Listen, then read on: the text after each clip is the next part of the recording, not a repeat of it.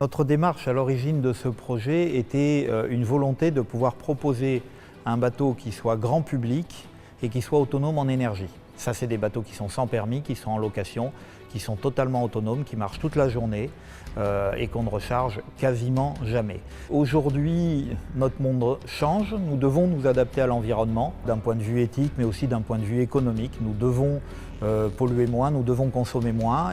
La grande difficulté pour lancer ce type de projet, c'est le financement.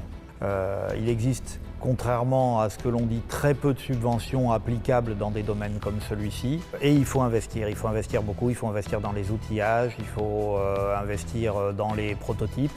À terme, la fabrication de ces bateaux dans la région va créer des emplois, alors soit des emplois directs effectivement sur l'assemblage et sur la fabrication des bateaux en interne à la société, soit des emplois indirects auprès des partenaires, puisque nous utilisons beaucoup de partenaires qui sont régionaux pour la fabrication des différents éléments du bateau. Polycreatis œuvre depuis de nombreuses années dans des projets dans le domaine du transport, très économique et très écologique avec zéro pollution, et puis dans des transports à grande vitesse comme les programmes Transaquatis, qui sont des navires à effet de sol qui permettent de faire du transport passager à grande vitesse.